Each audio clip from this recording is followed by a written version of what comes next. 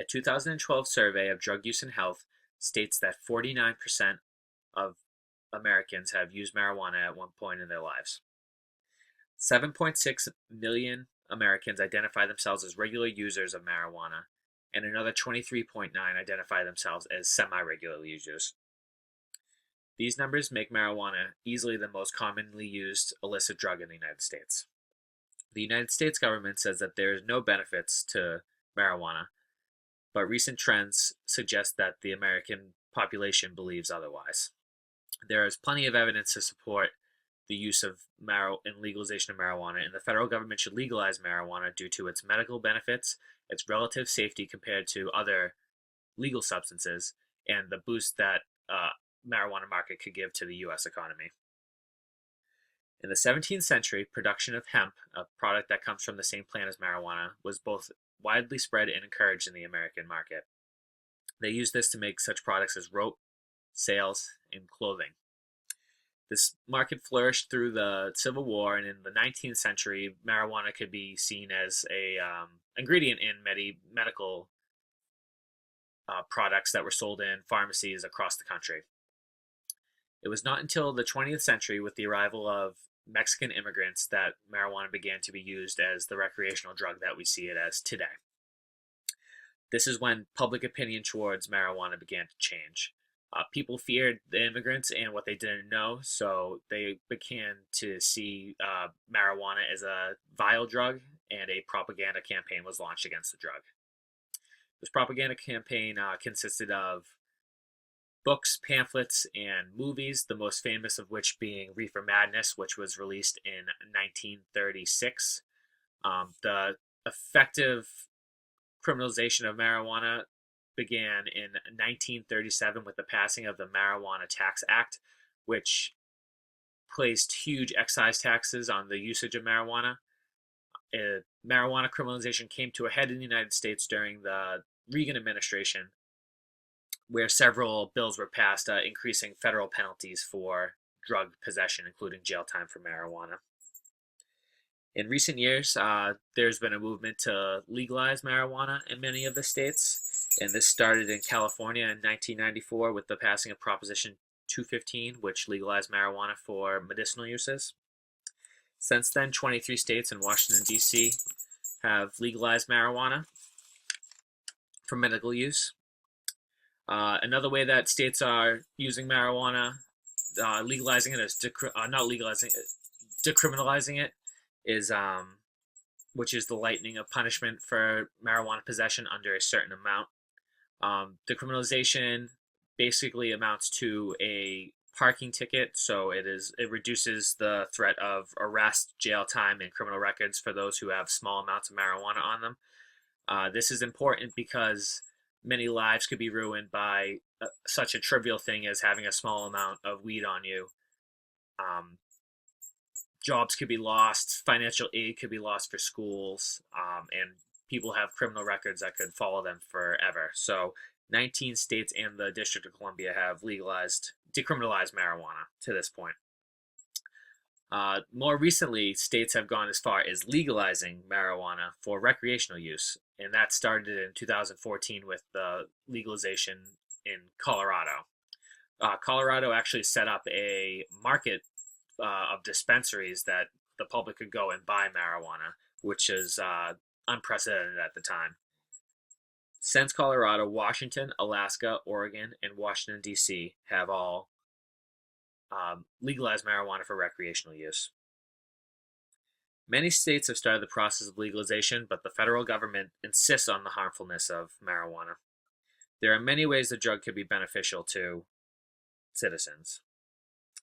According to opposing viewpoints, medical marijuana helps many symptoms of serious diseases such as AIDS, glaucoma, cancer, multiple sclerosis, epilepsy, and chronic pain. It is also known to alleviate nausea and vomiting from chemotherapy, promote appetite of those who suffer from eating disorders such as anorexia, and it's also linked to helping depression. It's cited as being safer than many prescription drugs that are sold legally and prescribed by doctors today. According to Addiction Journal, There are 32,000 deaths per year from adverse reactions to prescriptions. Still, no record of a death directly associated with marijuana exists in the United States.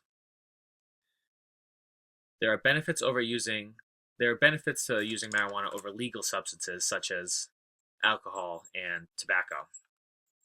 Alcohol and tobacco, while legalized and presented as much safer than marijuana, are actually much more fatal. Alcohol is associated with risky behavior, aggression, and whereas marijuana is actually more of a soothing and relaxing drug. According to Addiction Magazine, alcohol and tobacco contribute to over 520,000 deaths per year, where marijuana actually has never had a known case of death. This shows in public opinion, as according to a Pew Research study, that 69% of Americans actually recognize that alcohol is more harmful than marijuana. The medicinal benefits of marijuana and its safety compared to other legal substances should be enough to legalize marijuana, but it's not.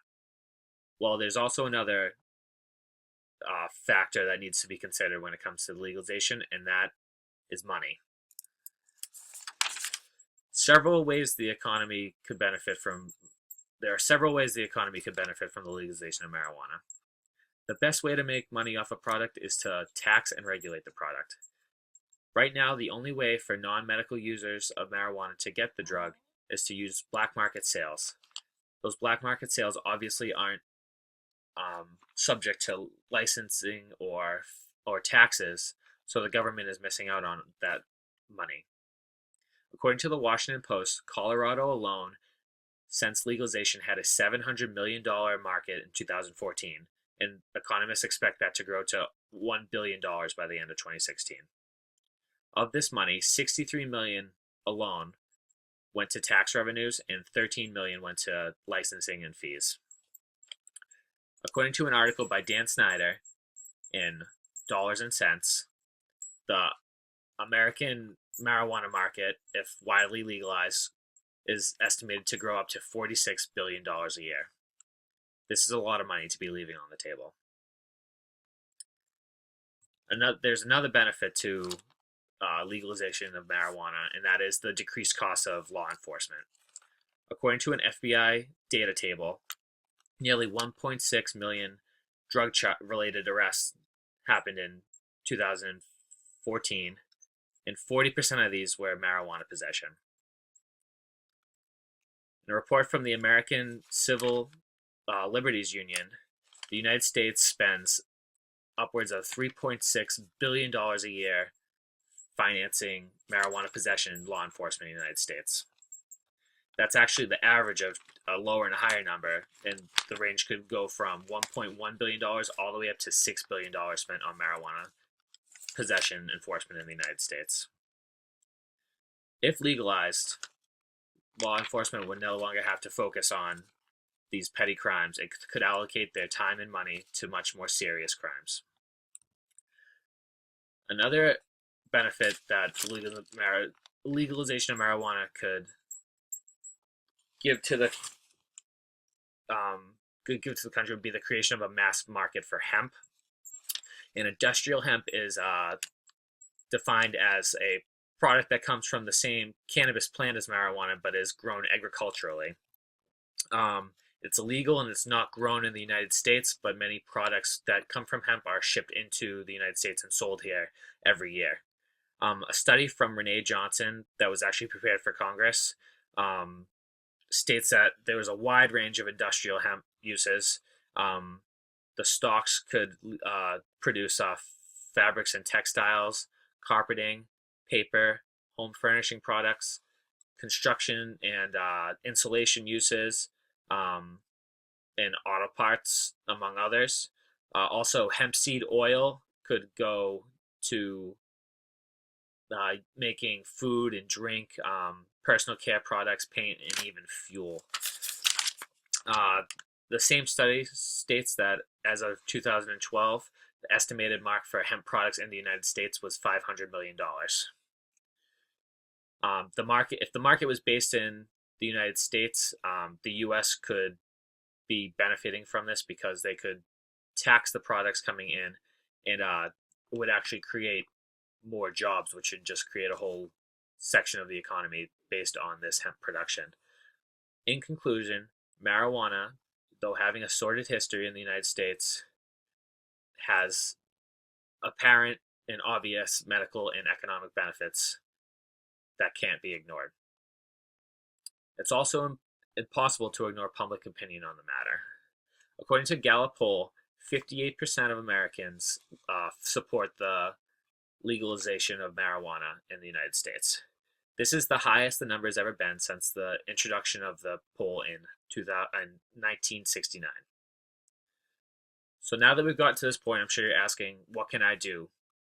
Well, you can contact your federal and state legislators and ask them to support any bills that come out supporting the legalization of marijuana. Make sure you speak up and have your voice heard. You can go to rallies, sign petitions, donate to pro-marijuana organizations, whatever you need to do to get your voice out there. Also, in this upcoming election year, it's likely that many states will have legalization of marijuana ballot measures on their ballot. So it's important that you remember to vote yes for marijuana, vote yes to increase our economy, and vote yes to spread the widespread medical benefits of marijuana. Thank you and have a good day.